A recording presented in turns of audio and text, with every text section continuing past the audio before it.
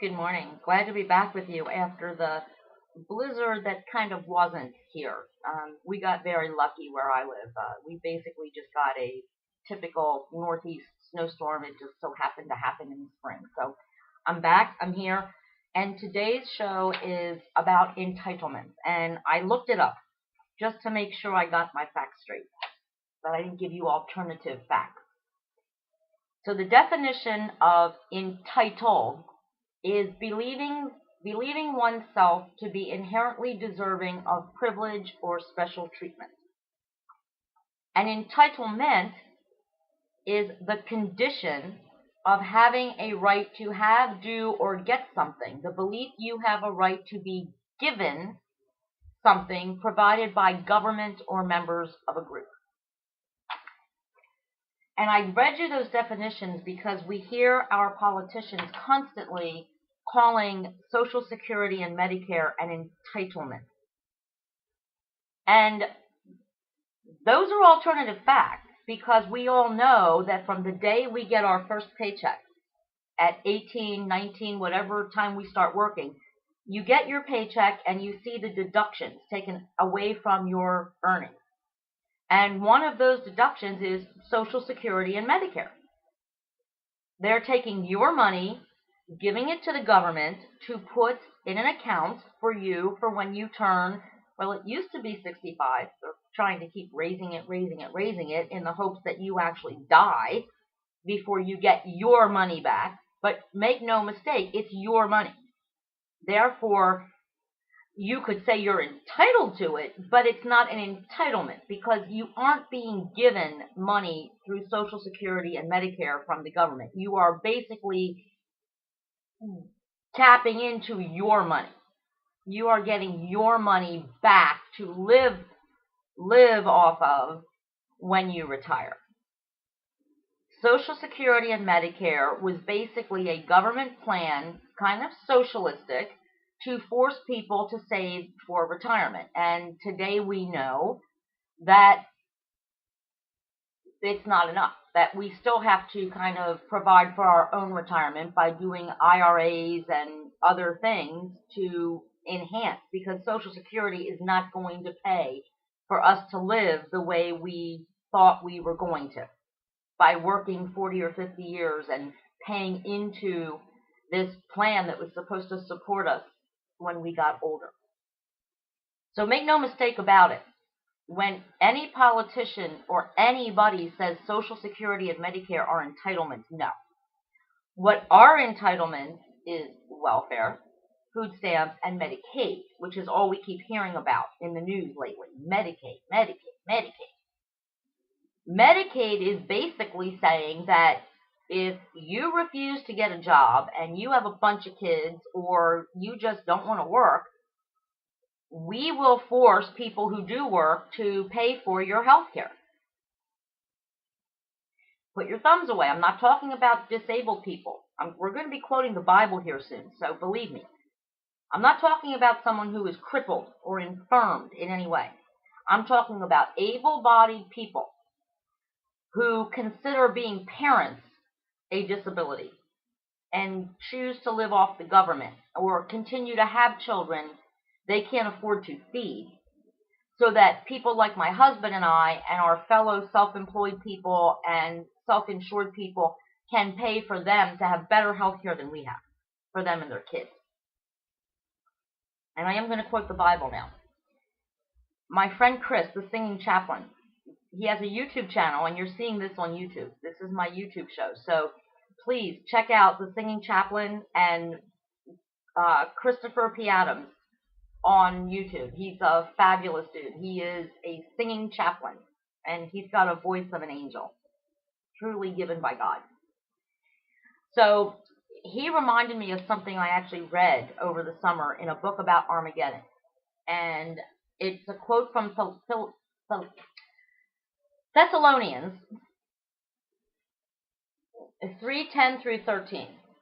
And it's the disciples kind of kicking some butt in a town that they used to live in, and they came back and they saw it was not doing well. And this is what they said: when we lived with you, we worked beside you to earn our keep. We taught you if you don't work, you don't eat. We now have reports the lazy among you are taking advantage of hard workers. We command you, get to work immediately. No excuses. Earn your keep. Basically, the Bible and the disciples through Jesus was saying, if you can work, no excuses, you need to work to earn your keep. You are not to take advantage of hard workers, of other people who work to support your lifestyle. You don't get to sit on your sofa or sit in your house while other people go out to work and then get their money. You don't get to do that. Eat off of their backs. The disciples said this in the Bible. So for those who criticize some of my comments about welfare, food stamps, and Medicaid, and saying, oh, Jesus said, no, here's what Jesus said. Jesus said, help those who cannot help themselves, not those who will not help themselves, who cannot help themselves, the crippled, the infirm. Not the con artists, not the baby daddies who sit selling their baby mama's food stamps in the grocery stores, trying to sell me their food stamps so they can buy beer and cigarettes. Not them. That's not why I go to work every day. And that is not what the Bible meant by helping the poor, the downtrodden, those less fortunate. That's not what Jesus meant. The crippled and the infirm. Do you know how we treat the disabled in this country? A 61-year-old woman was beaten senseless because she was holding up a line in a bread aisle at a Walmart by a woman who was impatient.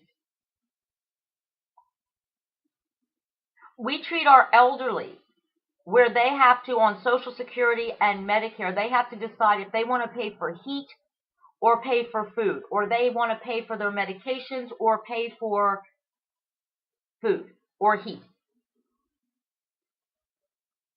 This is how we are treating those that Jesus said deserved our help and our attention.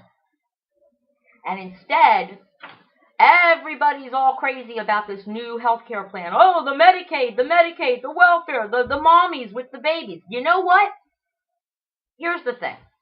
And Chris Adams said this to me on a comment on my show this morning live on Facebook, which you can catch. Go on my Facebook page. It's live. The original show that aired at 10 a.m. this morning.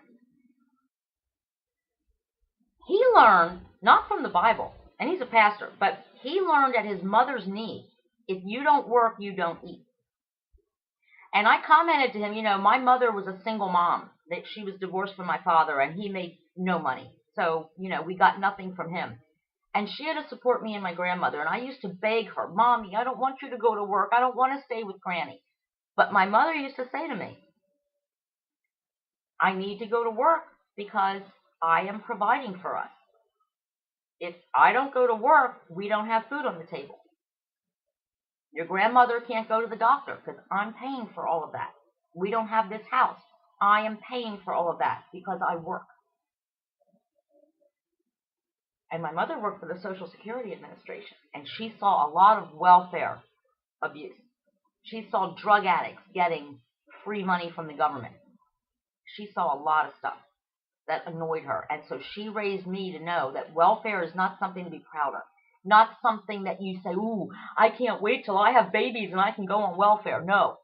I was raised that welfare is something to be ashamed of. And Medicaid and anything you take from your neighbor's tax dollars to support something you chose to do, like have babies or buy houses you can't afford or do anything that is your fault, that's something to be ashamed of, not proud of. And that's a lesson that I learned from my mother. And Chris said the same thing to me this morning. Pastor, the singing chaplain, said, I learned at my mother's knee, if you don't work, you don't eat. And yet we have millions of Americans who do not work, who can work, physically able. Like I said this morning, if you are physically capable of having 4 children in 4 years, you can get up every morning and go to a job. Trust me. There's nothing wrong with you. And I actually am of the belief that if you have children and you can't afford to feed them, well, let's not punish the children. Let's just take the children away from you and give them to people who maybe can't have children, who would love to provide food and health care for your children that you refuse to go out and work to provide. That can be handled real quick because people say, oh, don't punish the children. Oh, I don't want to punish the children. But I don't want one adult to get free health care or free food if they are able to go out and earn it. I don't want to pay for one able-bodied adult to have free anything because they are not entitled to that. That's something you need to earn. And that's important. You are not entitled to have a 4-bedroom, 3-bathroom house with 2-car garage. You are not entitled to a Cadillac Escalade. You're not entitled to a cell phone or internet or cable TV. You are not entitled to any of that. And you, by the way, are not entitled to have children that you can't afford to feed either. That's why they make birth control. And birth control is free. All over the place. You can go to Planned Parenthood. You can go to the corner drugstore and buy some condoms. You are not entitled to have children just because you have a uterus and a penis to hook up with it. You're not entitled to that.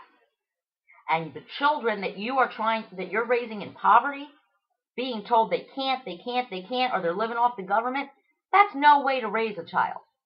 And that can be fixed. The children do not have to suffer. So like Jesus and the disciples said, if you are able to get up off your ass, you go to work. No excuses, including being a mommy. That's not an excuse to be like, oh, I can't work. I have children. No, that is not an excuse. My mother had a child. My mother worked all of my life. She got her 6 weeks maternity leave and went right back to work. And all of my life, she worked her ass off at a job she hated. Hated. All I heard growing up was how much she hated her job. But she did it to support me and to support her mother, who unfortunately she had to support. That's a Greek thing. But, yeah. So there should be no excuses to not work, to earn your keep.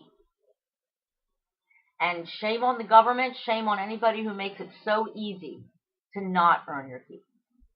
Because there are truly disabled and infirmed people in this country who are barely making ends meet, who have to fight. My friend Angie has to fight. She has been disabled since birth. God bless her.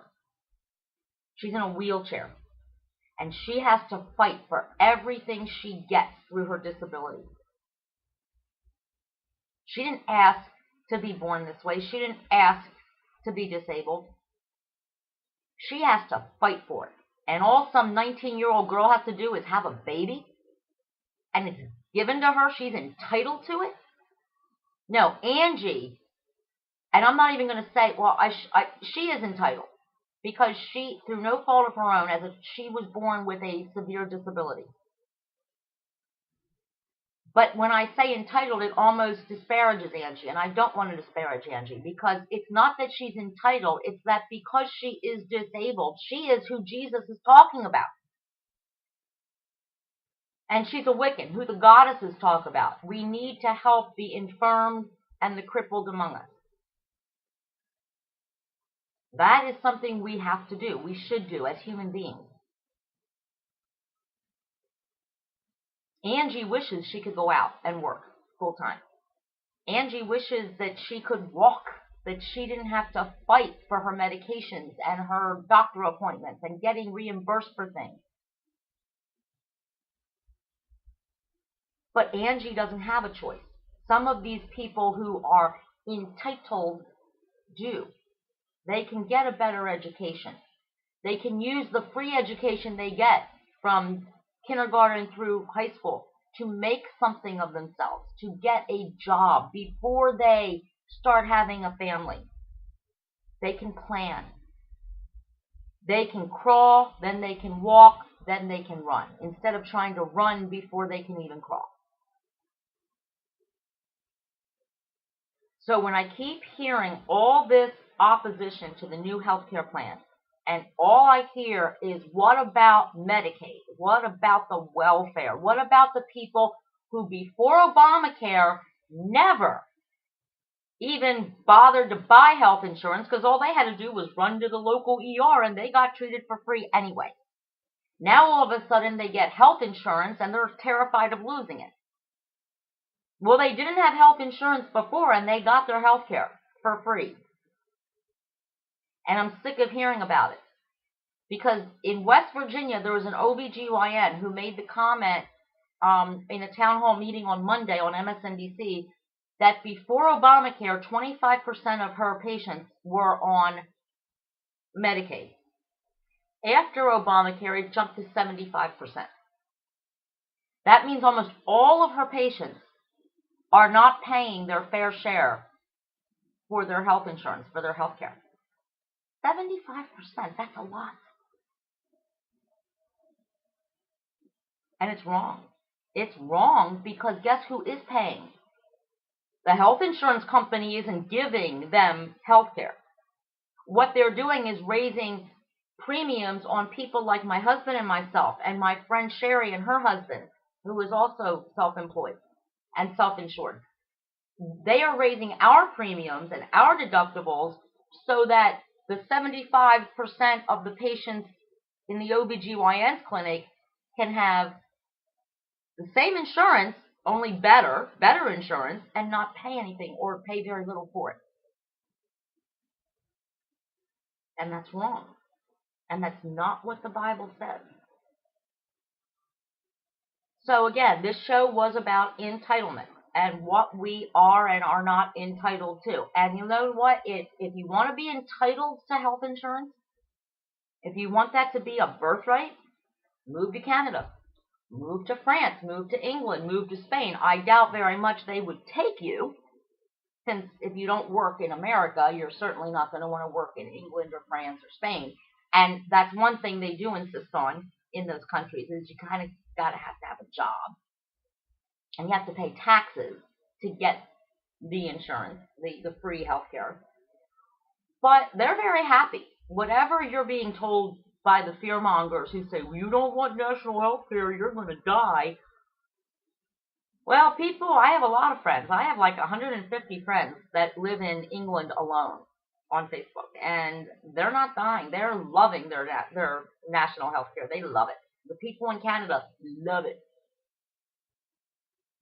They don't understand when I say, oh my God, I can't afford to pay for this. It's going to cost $1,500 to pay for a test, a routine test. And they're like, what? You have to pay for that? Or when I say I just spent $1,500 at the dentist, what? Oh my God, you have to pay for that? They're out there, they don't understand.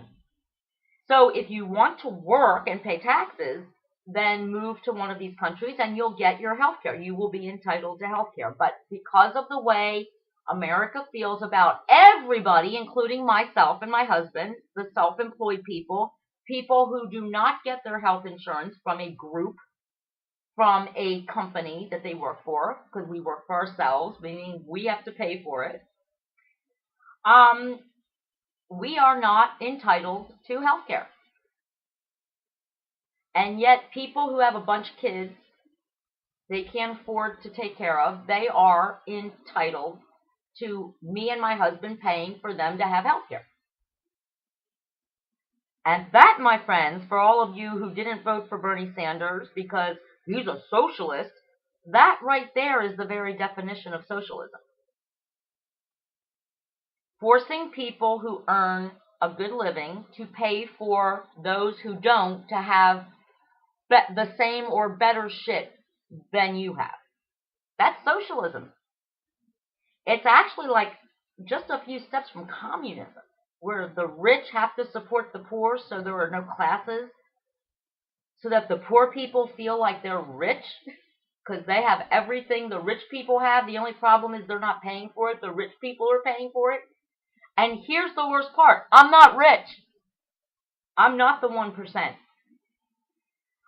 But The government tells me by my health insurance premiums that they consider me the 1%. By my taxes, at times, they consider me the 1%, but I'm not. And all you have to do is look behind me. This is the home I live in. It's not a mansion by any stretch of the imagination. It's a row home in a city, on a city street with city parking. I don't have a driveway. I don't have 3 bathrooms. I have 1 bathroom. And a really nasty basement with asbestos. Yeah, I mean, I am not a wealthy person, but when it comes to tax time and it comes to health insurance premium time, for some reason they seem to think I'm up there. And I don't know why. I don't know why. But I do know that I don't feel I'm entitled to anything. And I am very proud that everything that I do have, I have earned and I have paid for. Nobody else has. Not my neighbors, not the taxpayers, not the government. Ever. But when we talk about Social Security and Medicare, and we call that entitlement, and we think, when I think back to when I first met my husband, and we had $40 a week for groceries for the 2 of us, when we were poor, and nobody helped us, except for my mom, God bless her. She would buy a few extra groceries for us for things I couldn't afford to buy. That was when we were young and first starting out. And my husband worked so hard to start his own business. 17-hour days, 7 days a week, no vacations. He still gets no paid vacation. He doesn't get paid sick leave. He doesn't get paid anything. If he doesn't work, he doesn't get paid. We have to pay for our own retirement. We have to get our own retirement accounts. We have to pay for our own health insurance. We have to pay for our own workman's comp. We have to pay for our own unemployment, which we won't ever be able to collect because as self-employed, we're not allowed to say we're unemployed because it means we did it on purpose. I don't know. It's bizarre. But we have to pay it. So we have to pay all these taxes. Can you imagine? My husband started working when he was 15. Started paying into Social Security. I started working when I was 18, paying into Social Security. We turned 65. Can you imagine having to go back to $40 a week for groceries for the 2 of us? After all the years we worked, all the Social Security taxes we paid, all the taxes we paid, all the able-bodied people we supported with our taxes, so that they didn't have to work at all. And then we get to our twilight years where we can retire. And we got to go back 40, 50 years to the way we started out. In an 800 square foot apartment with $40 a week for groceries. Is that not the saddest thing you've ever heard? I think it is. So that's my show for today. If you want to see a different version of this show, please go to my Facebook page, facebook.com/Paula Kling, K-L-I-N-G, with a K, Luciano. You can see my show. My show is public. I have a Facebook personal blog that is Political Paula, and that is also public. So you can just go in, like it, facebook.com/Political Paula. You'll get to the show. And share this.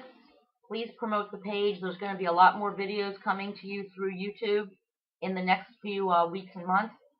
I'm really enjoying it, and I hope you are too. I hope you're learning something. So for those of you affected by the blizzard, I hope you're all safe and stay informed. Be respectful, be loving to one another. Love shows and grows, as the singing chaplain says. And most importantly, treat each other well and treat yourselves well. And remember, you are not entitled to anything that you don't earn. Political Paula, out.